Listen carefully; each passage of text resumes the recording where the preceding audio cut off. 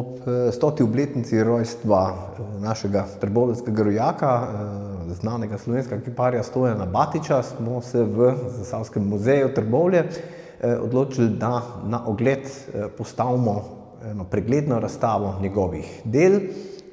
Deloma smo zato uporabili ekipe iz njegovega rudarskega cikla, za katerega je tudi prejel Prešernovo nagrado in jo tudi doniral našemu muzeju in je tukaj tudi spravljeno, sedaj pa po kar nekaj časa celovito predstavljen. Vendar to ni še vse. Zraven smo potem dodali še umetnine iz drugih slovenskih muzejev, ki hranijo Batičeve skulpture oziroma dokumente v zvezi z njim, da ga lahko ob tako častitljivi obletnici predstavimo celostno, kot osebo, kot umetnika in na koncu tudi kot Trboveljčana, enega izmed nas, in pokažemo tudi, da Trboveljčani smo ponosni na našega osnovnega rojaka in cenimo vse tisto, kar je Trboveljčanom zapustil.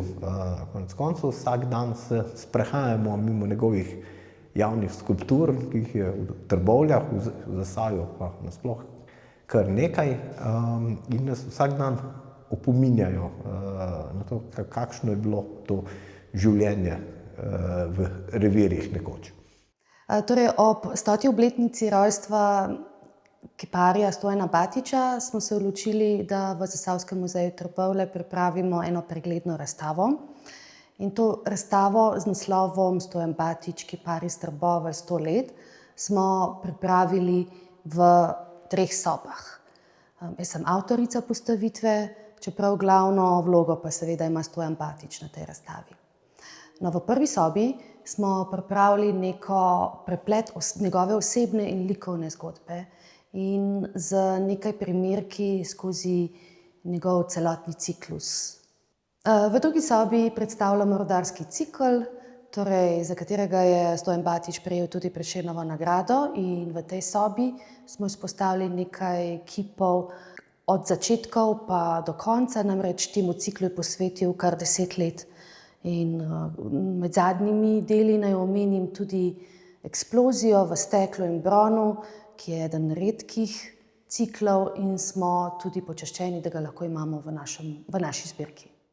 Torej, rudarsko sonce, najbolj imenitno delo, ki ga imamo v našem muzeju od Stojana Batiča, torej iz brona, je pa zanimiv ravno zato, ker v sebi nosi vso simboliko rudarskega motiva in rudarskega življenja. Zanimivost tega kipa pa je v tem, da ga lahko opazujemo iz obeh strani.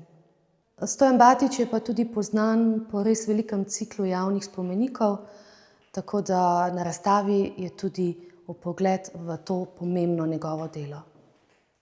Veliko čast nam je bilo, da so na otvoritvi razstave k nam prišli tako župan občine Trbovlje kot tudi ministrica za kulturo. Za vse tiste, ki ste pa odprtje razstave zamudili, nič hudega. Do naslednjega junija 2026 je razstava tukaj na voljo za ogled in z veseljem vas bomo sprejeli v Zasavskem muzeju Trbovlje.